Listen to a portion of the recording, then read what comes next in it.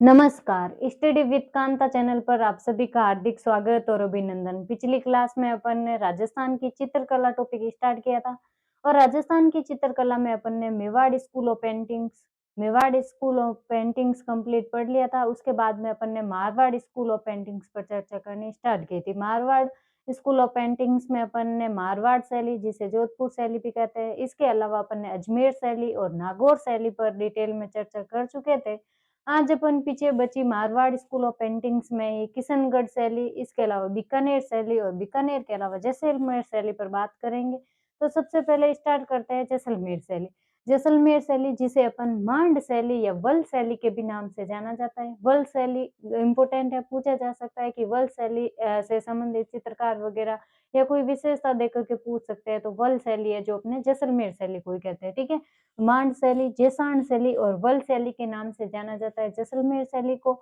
और ये इसकी एक मुख्य विशेषता ये है कि इस पर किसी अन्य शैली का प्रभाव नहीं पड़ा है और इस ये एक स्वतंत्र शैली के रूप में विकसित हुई थी जैसलमेर शैली। ठीक है, और इस पर हवेलियों पर भित्ति चित्रण सर्वाधिक देखने को मिलते हैं। अपन को हवेलियों पर भित्ति चित्रण सर्वाधिक देखने को मिलते हैं। विषय है जो मूमल का चित्रण किया गया है, इसमें मूमल का चित्रण किया गया है विषय में। और इसमें राव हर्राय, रावल अखेराज और महारावल जवार सिंह का महत्वपूर्ण योगदान रहा था जैसलमेर शैली में। ठीक है, उसके बाद में अपने बीकानेर शैली जिसका प्रारंभ होता है महाराजा राय सिंह के काल में। महाराजा राय सिंह, जिनका कार्यकाल था 1574 से लेकर के 1612 तक, कहाँ तक था? 1574 से लेकर 1612 तक महाराजा राय सिंह का कार्यकाल में ये प्रारंभ होती है और महाराजा अनूप सिंह के काल में इसका स्वर्ण काल रहता है। ये उद्भव से ही मुगल शैली से प्रभावित रही है। कौन सी? बीकानेर शैली। जब इसका उद्भव हुआ था तभी से ये मुगल शैली का इस पर प्रभाव रहा है। इसमें भागवत पुराण, जो कि प्रारंभिक चित्रित ग्रंथ है, बीकानेर शैली का प्रारंभिक चित्रित ग्रंथ पूछे तो भागवत पुराण है। भागवत पुराण, रामायण, महाभारत, रागमाला इत्यादि का चित्रण किया गया है बीकानेर शैली में। ठीक है, और स्वर्ण काल पूछ ले बीकानेर शैली का, तो स्वर्ण काल रहा था महाराजा अनूप सिंह का काल है, जो स्वर्ण काल रहा था बीकानेर शैली का। ठीक है, और इसकी विशेषता पूछ ले आपको, बीकानेर शैली की कौन कौन सी विशेषताएं, तो बरसते बादलों में से सारस मिथुनों की नयनाभिराम आकृतियां हैं, वो देखने को अधिक मिलती है अपने को। ठीक है, बदलते बरसते बादलों में से सरस मिथुनों की नयनाभिराम आकृतियां। इसके अलावा घोड़े का चित्रण सर्वाधिक है, जो पूछे अपन को, तो बीकानेर शैली में। अपन ने घोड़े का चित्रण एक और चित्र शैली में पढ़ा था। कौन सी शैली में पढ़ा था? आप कमेंट बॉक्स में बताइएगा, क्योंकि मैं वो बता चुकी हूँ। घोड़े का चित्रण सर्वाधिक पूछे तो बीकानेर शैली में। इसके अलावा एक और अन्य शैली में भी हुआ है, जिसका आप कमेंट बॉक्स में आंसर बताओगे मेरे को। ठीक है, और इसके चित्रकार होते इसकी मुख्य विशेषता है कि जो बीकानेर शैली के चित्रकार थे ना, वो अपने चित्रों पर खुद का नाम भी लिखते थे, अपने पिताजी का नाम भी लिखते थे और इसके साथ-साथ तिथि भी ऐड करते थे। याद रखिएगा, ये अन्य किसी शैली की विशेषता नहीं है, जबकि बीकानेर की विशेष विशेषता है बीकानेर शैली की कि बीकानेर शैली के जो भी चित्रकार थे, अपने चित्रकार के नीचे अपना खुद का नाम लिखते थे, अपने पिताजी का नाम लिखते थे और तिथि भी अंकित करते थे कि ये कब लिखा गया, किसके द्वारा लिखा गया। ठीक है? इसके अलावा ये पहाड़ और रेत के टीलों का भी इसमें चित्रण मिलता है बीकानेर शैली में। और बीकानेर के महाराजा राय सिंह के समय ही बीकानेर में उस्ता कला का प्रारंभ होता है। उस्ता कला किसको कहते हैं पूछे आपको, तो उस्ता कला है जो अपने ऊँटों पर सोने की चित्रकारी की जाती है, ऊँट के कुंपों पर सोने की नक्काशी की जाती है, उसको बोलते हैं अपन उस्ता कला। उस्ता कला कहाँ की प्रसिद्ध है पूछे आपको, तो बीकानेर की, राजस्थान में। लेकिन ये मूलतः थी लाहौर की। लाहौर से ये राय सिंह के काल में आती है अपने राजस्थान, लेकिन यहाँ लाहौर से लेके कौन आया पूछे तो 2 उस्ताद थे। कौन-कौन से? अली राजा और रुकनुद्दीन। रुकनुद्दीन और अली राजा उस्ताद के द्वारा ये उस्ता कला है जो अपने राजस्थान में लाई जाती है और इन दोनों उस्तादों को महाराजा अनूप सिंह के द्वारा शरण दी जाती है राजस्थान में। तो शरण कौन देता है? महाराजा अनूप सिंह जी। और इसकी उस्ता कला की मुख्य विशेषता है कि ऊँटों पर सोने की नक्काशी की जाती है। इसके अलावा काष्ठ नक्काशी भी की जाती है, भित्ति चित्रण भी किया जाता है और चित्रकार पूछ ले उस्ता कला के कौन-कौन से हैं, तो हसन है, हसन के अलावा आसिर खां है, आसिर खां के अलावा रामलाल और हंसामुद्दीन। हंसामुद्दीन को तो पद्मश्री से भी, अवार्ड से भी नवाजा गया है। तो याद रखिएगा, हसन, आसिर खां, रामलाल और हंसामुद्दीन चित्रकारों का संबंध किस कला से है पूछे आपको, तो बीकानेर शैली में ही उस्ता कला से संबंध रखते हैं ये चित्रकार। उसके बाद में मथेरना कला। मथेरना कला पूछे तो या ये स्थानीय चित्रकारों द्वारा की गई कला है। और इसमें मथेरना समाज के लोगों के द्वारा, जो कि जैन धर्म से संबंध रखते हैं, तो मथेरना समाज के लोगों के द्वारा चित्रकारी की जाती है। इसमें मथेरन जाति जो कि जैन समुदाय होता है, और इसमें काष्ठ की नक्काशी, इसके अलावा गीली दीवारों पर भी चित्रण किया जाता है, जिसे आला गीला के नाम से भी जाना जाता है। आला गीला जो कि भित्ति चित्रों पर, आला गीला ऐसे याद रखिएगा, गीली दीवारों पर जो चित्रण किया जाता है उसको आला गीला कहते हैं। तो गीली दीवारों पर चित्रण आला गीला कहलाता है, और जिसे शेखावटी में पणो नाम से जाना जाता है। किस नाम से? पणो नाम से, ठीक है। और इसमें हिंदू देवी देवताओं के चित्र और भित्ति चित्रण और काष्ठ की नक्काशी भी देखने को मिलते हैं। और मथेरना कला है, उसके चित्रकार कौन कौन से पूछे आपको, तो चंदू, मुन्ना और मुकुंद। चंदू, मुन्ना और मुकुंद है जो अपने मथेरना कला के प्रमुख चित्रकार रहे हैं, चंदू, मुन्ना और मुकुंद। तो अपने जैसलमेर, बीकानेर शैली पर चर्चा कर लिए, और मारवाड़ में अपने बची है अभी किशनगढ़ शैली। तो किशनगढ़ शैली जो कि इम्पोर्टेंट है। किशनगढ़ शैली जिसका प्रारंभ कब हुआ था पूछे आपको, तो इसे को प्रकाश में लाने का श्रेय जाता है 1940 और 41 ईस्वी में एरिक डिक्सन के साथ थे फयाज अली। एरिक डिक्सन और फयाज अली को किशनगढ़ शैली को प्रकाश में लाने का श्रेय जाता है, ठीक है। और स्वर्णिम काल पूछ ले आपको कि अपने किशनगढ़ शैली का स्वर्णिम काल किसका काल रहा था, तो राजा सावंत सिंह का काल है जो स्वर्णिम काल रहा था। महाराजा सावंत सिंह का काल है जो किशनगढ़ शैली का स्वर्णिम काल रहा था। इस काल में कौन कौन से चित्र बने? 3 प्रमुख चित्र है, इंपोर्टेंट है, याद रखिएगा कौन कौन से। एक तो अपने बणी ठनी का चित्र, इसके अलावा चांदनी रातों की संगोष्ठी, और एक अपने नौका विहार का चित्र। ये 3 चित्र इंपोर्टेंट है, याद रखिएगा। पूछा जाता है क्वेश्चन हमेशा इस किशनगढ़ शैली से ही लगभग क्वेश्चन पूछे गए हैं, सबसे ज्यादा क्वेश्चन, तो आपको इम्पोर्टेंट है, याद रखिएगा। सबसे पहले है बणी ठनी का चित्र, जो कि जिसे एरिक डिक्सन ने भारत की मोनालिसा नाम दिया है। क्या नाम दिया है? आपको ये क्वेश्चन पूछा गया है कि भारत की मोनालिसा नाम से कौन प्रसिद्ध है, तो बणी ठनी। और इसको भारत की मोनालिसा किसने कहा है पूछे आपको, तो एरिक डिक्सन ने कहा था, ठीक है। ये बणी ठनी थी कौन? ये तो सब ठीक है, लेकिन ये बणी ठनी इसका नाम कैसे पड़ा और ये कौन थी पूछे आपको, तो इसका मूल नाम था हालांकि विष्णुप्रिया। ये भगवान कृष्ण जी और राधा की भक्त थी, कृष्ण भगवान की ज्यादा भक्त थी, और ये रसिक बिहारी नाम से ये रचनाएं लिखती थी, और सुरसुरा अजमेर की रहने वाली थी। कहाँ की थी? सुरसुरा अजमेर की रहने वाली थी विष्णुप्रिया, और इसको किशनगढ़ की मीरा के नाम से जाना जाता है। किशनगढ़ की मीरा किसको बोलते हैं? विष्णुप्रिया। जबकि मैंने संत संप्रदाय पढ़ाया था, तब पढ़ाया था कि राजस्थान की मीरा किसको कहते हैं। इसके अलावा राजस्थान की दूसरी मीरा किसको कहते हैं? रानाबाई। राजस्थान की मीरा तो मेड़ता वाले मीरा जी हो गए अपने, और राजस्थान की दूसरी मीरा पूछे आपको तो हो गए रानाबाई। इसके अलावा अपन को वागड़ की मीरा पूछ ले, इस वागड़ की मीरा भी मैंने आपको बताया था। इसके अलावा मैंने आपको बता दिया है आज किशनगढ़ की मीरा किसको कहते हैं, ठीक है।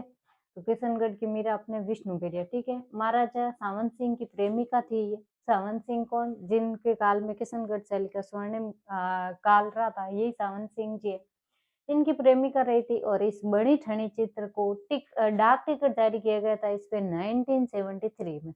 बड़ी ठनी के चित्र पर डाक टिकट कब जारी किया गया पूछे आपको, तो 1973 ईस्वी में 20 पैसे का डाक टिकट जारी किया गया था 1973 में, 20 पैसे का। और इसके चित्रकार पूछ ले तो कौन थे? मोर ध्वज, या फिर जिनका नाम मिलता है निहाल चंद। कौन थे? मोर ध्वज भी नाम मिलता है इनका, और निहाल चंद भी नाम मिलता है, ठीक है। तो मोर ध्वज निहाल चंद जी के द्वारा ये चित्रित किया गया था बनी ठनी का चित्र, ठीक है। इस चित्र को निहाल चंद जी है जो अपने बनी ठनी को राधा के रूप में चित्रित करते थे, क्योंकि ये इस पर वल्लभ संप्रदाय का भी अपन को प्रभाव देखने को मिलता है। और ये बनी ठनी थी जो कृष्ण जी और राधा जी की भक्त थी। और इस पे पूछ ले आपको कि वल्लभ संप्रदाय का प्रभाव भी है। इसके अलावा इसका चित्रकार हो गया मोर ध्वज, और इसकी विशेषताएं पूछ ले आपको, बनी ठनी की विशेषताएं। तो बनी ठनी ये देखो, एक तरफ तो बल खाते हुए बाल है, एक तरफ बल खाते हुए बाल है, दूसरो गोरा रंग री होती, काली नहीं होती, ठीक है। गुलाबी उनी आंखों होती, उन पचे खंजर समान और तीर समान खिचोड़ी, एकदम टिकी टिकी आंखों होती, तिको नाक होतो। इन अलावा पारदर्शी वस्त्र पहनती, पारदर्शी वस्त्र के अंदर से उसका चेहरा चमकता था, दिखता था। टिकी हुई, खींची हुई आँखें और नाक में बेसरी आभूषण। ये देखो एक आभूषण भी हो गया आपके नाक के अंदर उसके कौन से आभूषण पहन रखा था तो बेसरी। पूछा जाता है कि बेसरी आभूषण कहाँ पे पहनते हैं तो नाक के अंदर, ठीक है। हाथ में इसके कमल का फूल है, ठीक है। एक तरफ बल खाते बाल, गोरा रंग और अपने गुलाबी आँखें, सफ़ेद रंग का सफ़ेद रंग का भी अपन को प्रयोग दिखता है। खंजर के समान या तीर कमान के समान खींची हुई आँखें, बादाम के समान भी आँखें पड़ी थी। मैंने कौन-सी शैली में पड़ी थी कमेंट बॉक्स में बताना। तीखा नाक और पारदर्शी वस्त्र, नाक में बेसरी आभूषण और इसके अलावा हाथ में कमल का फूल, ये है अपने बनी-ठनी चित्र की मुख्य विशेषताएँ, ठीक है। डाक टिकट कब जारी किया गया था? कितने पैसों का किया गया था? तो 1973 में 20 पैसे का डाक टिकट जारी किया गया था और इस चित्र को किसने चित्रित किया था पूछे तो मोर ध्वज निहाल चंद के द्वारा ये चित्र चित्रित किया गया था। इसके अलावा पूछ ले आपको कि कौन-सा चित्र है, तो चाँदनी रातों की संगोष्ठी। ये देखिएगा इधर ऊपर तारे और चाँद दिख रहे हैं, इधर एक टेबल पड़ी है, टेबल पे खाने की चीज़ें रखी हुई है, इधर भाई साहब जी बैठे हैं, इधर बहन जी बैठे हैं। तो यहाँ देखिए ये तारे और चाँद दिख रहे हैं, ऐसा ही एक चित्र बनाया गया था। किसके द्वारा बनाया गया था? तो अमीर चंद के द्वारा बनाया गया था। किसके द्वारा? अमरचंद भी नाम मिलता है और अमीरचंद भी मिलता है, तो तुमको याद रखना है किसके द्वारा बनाया गया था? अमरचंद के द्वारा। अपने क्यों कौन-सा चित्र बनाया गया? तो चाँदनी रातों की संगोष्ठी, ठीक है। इसमें क्या है कि तारे और चाँद का चित्रण है, ये देखो मैंने बता दिया आपको, ये देखो तारे बनाए हुए, ये देखो चाँद बनाया हुआ, ये इसका चित्रण है और शाम के समय का दृश्य है। खाना खाते हुए टेबल पर बैठे हैं 2 मियाँ-बीबी और उनके सामने ये तारे और चाँद है, ये इसका चित्र है, ठीक है। उसके बाद में एक चित्र लास्ट और बच गया अपने नौका विहार का चित्रण। नौका विहार का चित्रण इसमें क्या है, ये अपने गुंदुलाव झील है ना अपने, गुंदुलाव झील का दृश्य है इसमें। इसमें नौका है एक और उसके अलावा आपको नाव दिखेगी, नाविक दिखेगा और इस झील के अंदर बत्तखें भी होगी, कमल का फूल, ये सब इसमें चित्रित किया गया है, ठीक है। इसका चित्रकार कौन था? तो नानक राम के अलावा बदन सिंह जी और बदन सिंह जी के अलावा सीताराम जी। ये है जो नौका विहार का चित्रण करते हैं नानक राम, बदन सिंह और सीताराम। आपको पूछ ले कि किशनगढ़ शैली के चित्रकार कौन-कौन से थे? पूछ ले मैं न नाम लिखने को पूछ ले आपको कौन-कौन से थे या फिर ऐसे भी पूछ सकते हैं कि नानक राम, बदन सिंह, सीताराम इनका संबंध कौन सी चित्र शैली से रहा है? तो अपने रह जाएगा किशनगढ़ शैली से, ठीक है? तो किशनगढ़ शैली के चित्रकार कौन-कौन हो गए? एक तो अपने सावंत सिंह जी खुद भी चित्रकार थे। इसके अलावा मोर ध्वज निहाल चंद्र जी भी थे। और इसके अलावा पूछ ले आपको तो ये हो गए बदन सिंह जी, नानक राम, सीताराम और अमीर चंद हो गए, अमरचंद जिनको बोलते हैं जिन्होंने ये चांदनी रातों की संगोष्ठी की थी। इसके अलावा लाडली दास भी थे, याद रखिएगा नाम लाडली दास। कौन से दास थे? तो लाडली दास, लाडली दास। इनका संबंध भी कौन सी चित्र शैली से है? ये है अपने किशनगढ़ शैली से, ठीक है।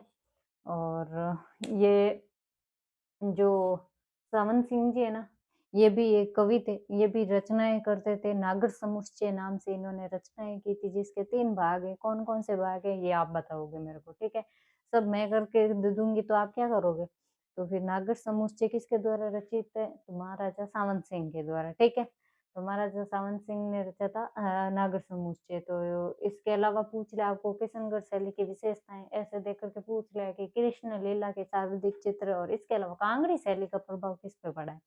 कांगड़ी शैली हिमाचल प्रदेश की शैली है। इसका कांगड़ी शैली का शाब्दिक प्रभाव देखने को मिलता है किशनगढ़ शैली पे और कृष्ण लीला के चित्र ये है अपने किशनगढ़ शैली की मुख्य विशेषताएँ, ठीक है? तो हो गए अपने किशनगढ़ शैली और किशनगढ़ शैली के साथ ही अपने Marwar school of paintings complete होती है। मारवाड़ स्कूल ऑफ पेंटिंग्स में अपने समस्त चित्र शैलियों के बारे में डिटेल में चर्चा कर ली और इससे पहले अपने मेवाड़ स्कूल ऑफ पेंटिंग्स के बारे में चर्चा कर ली। अपने अभी 2 और चित्र शैलियाँ स्कूल ऑफ पेंटिंग्स बाकी है, कौन-कौन सी है? तो ढूंढाड़ स्कूल ऑफ पेंटिंग्स और Hadoti school of paintings, Hadoti और ढूंढाड़ स्कूल ऑफ पेंटिंग्स ये 2 बाकी है। ये इनको करेंगे अपन अगली क्लास में। अगर आपको क्लास पसंद आई है तो लाइक करिएगा, कमेंट करिएगा और अपने दोस्तों के साथ शेयर करना बिल्कुल मत भूलिएगा। और आपको क्लास की पीडीएफ चाहिए तो टेलीग्राम चैनल का लिंक तो दे ही रखा है डिस्क्रिप्शन में। इसके अलावा कमेंट बॉक्स में भी पिन किया हुआ मिल जाएगा, तो वहाँ से आप टेलीग्राम चैनल ज्वाइन कर लेना। वहाँ पे टॉपिक कंप्लीट होते ही उसको आपको पीडीएफ मिल जाएगी, ताकि आपको रिवीजन में आसानी होगी, ठीक है।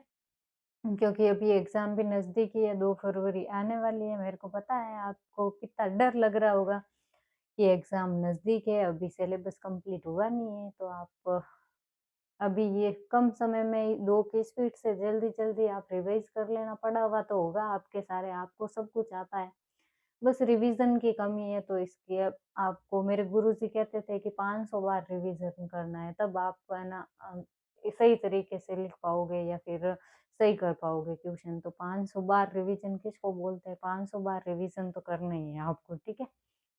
अभी तो नहीं होगा, एग्जाम आ गए, 2 फरवरी नजदीक है, तो कम से कम 50 बार तो करो रे, 50 बार में तो हो ही जाएगा, ठीक है। फिर मिलते हैं अगली क्लास में। बाकी बची हड़ौती स्कूल ऑफ पेंटिंग्स और ढूंढाड़ स्कूल ऑफ पेंटिंग्स के साथ में। तब तक के लिए धन्यवाद। जय हिंद, जय भारत।